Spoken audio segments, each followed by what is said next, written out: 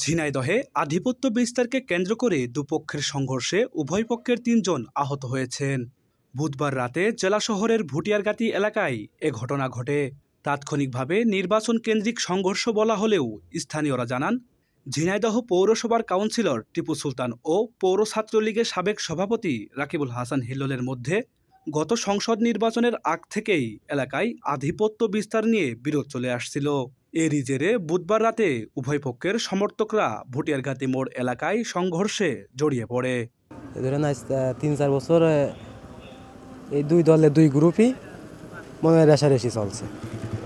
কালকে সেই সন্ধ্যা ৭টার পরে মনে করেন যে হঠাৎ করে দুই গ্রুপই মারামারি হয়ে গেছে।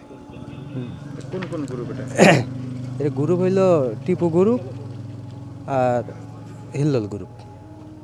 দুই গ্রুপ। এটা আমরা যেটা তারা অভিযোগ করছিল যে নির্বাচন কেন্দ্রিক। না না, এটা নির্বাচন কোনো কেন্দ্রিকই না। এটা আগের থেকে আছে। পুলিশ ছাড়া জানে, পুলিশ ছাড়াটা শান্তি সমাবেশ করেছে, করে দুই দল মিটকুট করে দিয়েছে। এর রোজার আগে এটা নির্বাচনের জন্য কোনো এটা গ্যাঞ্জাম হয়নি। এই গ্যাঞ্জামটা আগে থেকেই চলে আসছে। আমি দেখছি যে লোকজন আসলো, এসে বসে আমার এখানে চা খেলো, তারপরে আর কি হঠাৎ করে রাস্তায় বেরোনোর পর দেখি যে একটু গ্যাঞ্জাম হয়ে গেল। এই মেলা আগের থেকে হয়ে আসছে।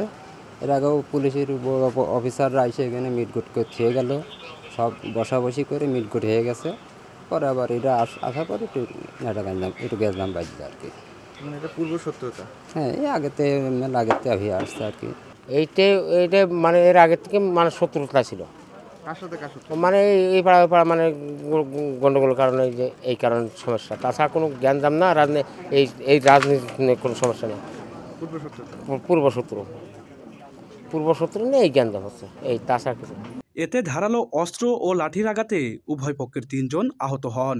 আহতদের উদ্ধার করে ঝিনাইদহ সদর হাসপাতালে ভর্তি করা হয়। এর মধ্যে রাজন নামে এক আওয়ামী লীগ কর্মীর শারীরিক অবস্থা গুরুতর বলে জানিয়েছেন চিকিৎসক। ঘটনাস্থল পরিদর্শন করেছেন ঝিনাইদহ অতিরিক্ত পুলিশ সুপার সদর সার্কেল মীর আবিদুর রহমান।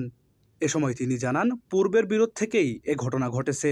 এ ঘটনায় ৩ জনকে গ্রেফতার করা হয়েছে বলেও জানান তিনি।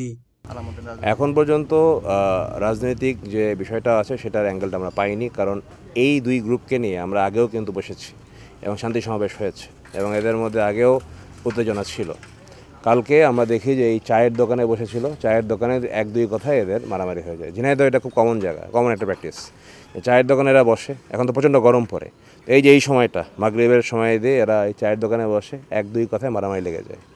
যেহেতু আবেগপ্রবণ একটা এলাকা, আবেগপ্রবণ লোক, সেভাবে এবং এটা আস্তে আস্তে আরও বৃদ্ধি পায় এবং মারামারি আরও ইন্টেন্সিফাই হয়। তো আমরা আমাদের অভিযান অব্যাহত রেখেছি, যারা জড়িত কেউ ছাড় পাবে না।